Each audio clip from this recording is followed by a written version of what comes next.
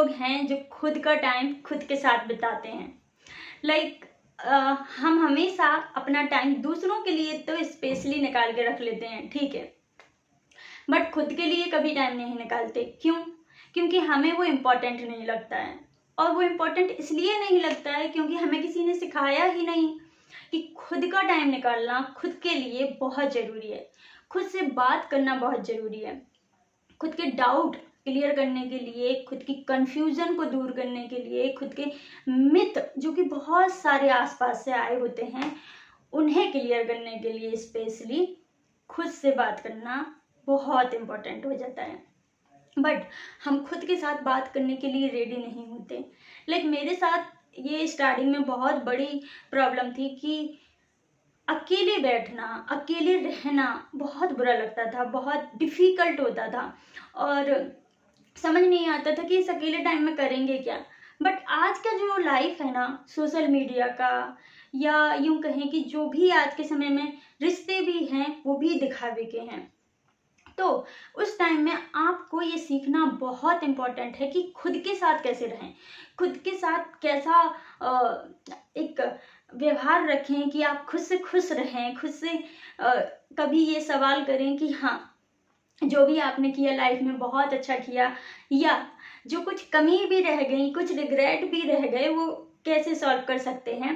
और ये तभी हो सकता है जब आप खुद के साथ बैठें, खुद के थॉट को, जो थॉट प्रोसेस होते हैं हमारे अंदर चलते ही रहते हैं, उसको एनालाइज करें और सोचें कि वाकई में मैंने जो किया वो सही है या गलत है। और जो भी कंक्लूजन निकले आप उसके अकॉर्डिंग अपना नेक्स्ट स्टेप लें, ठीक है। और खुद का समय बिताने का मतलब होता है कि आपके अंदर जो भी कंफ्यूजन चल रही है वो आई वुड से कि ऐसा तो नहीं है पूरे तरीके से ख़त्म हो जाएगी, क्योंकि अगर ख़त्म हो जाएगी तो न्यू थॉट आएंगे ही नहीं। तो उन्हें आने के लिए कुछ नया कंफ्यूजन तो क्रिएट होना ही होना है, जो हमारे आसपास से होता भी है। तो आप बट जब एक प्रॉब्लम सॉल्व करते हैं तो आप खुद से सॉल्व करने के लिए काफ़ी करेजियस इंसान बन जाते हैं कि आप खुद की प्रॉब्लम खुद से सॉल्व कर लेते हैं, खुद ज़्यादा नहीं सोचते हैं, ज़्यादा उस बात को, अगर छोटी मोटी चीज़ें हैं तो ज़्यादा इम्पोर्टेंट नहीं देते हैं। क्योंकि पहले क्या होता था, जब मैं इस स्टेज में थी कि जहाँ मैं सोचने में ही अपनी एनर्जी वेस्ट कर देती थी, बट मैं उसमें आंसर नहीं निकाल पाती थी कि क्या करना चाहिए। But now I have started writing. तो मैं एक आपको सोल्यूशन यही दूंगी, अगर आपके माइंड में भी बहुत सारे थॉट्स आते हैं जो कि मल्टीपल थॉट्स हैं और you can not decide what to do next step और जो भी है, तो आप उसको लिखना स्टार्ट कर दीजिए। आपके थॉट अगर सपोज 100% हैं तो वो 50% हो जाएंगे लिखते टाइम, आपके दिमाग में उतना नहीं आएगा।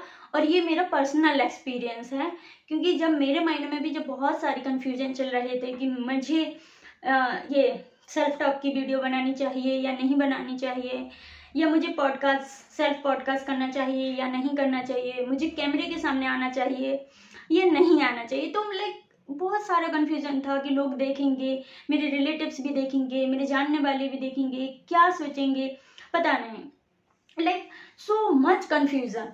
तो मैंने सोचा क्या करूं, तब मेरे माइंड में एक ही बात आई, और उस टाइम पे मैं कोई बुक पढ़ रही थी।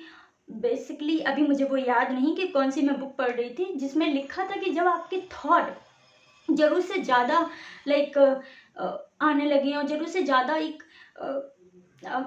कन्फ्यूजन स्टार्ट हो जाए और आप समझ ना पाएँ कि क्या करें, व्हाट टू डू एक्चुअली, तो आपको उन्हें लिखना चाहिए। और लिखकर वाकई में हेल्प होती है। हमें बहुत छोटी सी बात लगती है कि क्या लिखना है, क्यों लिखना है, ये छोटी सी बात है, we can solve in our mind, but no, अगर जब हम लिखते हैं ना तो वो बहुत ही क्लियर हमारे माइंड में आता है कि अगर हमारे माइंड में 3 करियर चल रहे हैं जिनमें से हमें कोई एक चूज़ करना है, तो लिखकर वो बहुत अच्छे और इजी तरीके से हो जाता है। सो आई वुड से कि हाँ, कि खुद के साथ समय बिताएं, खुद के थॉट्स को लिखना शुरू करें, खुद के बारे में सोचें, फर्स्ट ऑफ ऑल खुद के बारे में सोचें, और at least once in a week खुद के साथ बैठें, खुद से बातें करें, तो जो कि आपको हेल्प करेगा, बहुत सारी चीज़ों में हेल्प करेगा।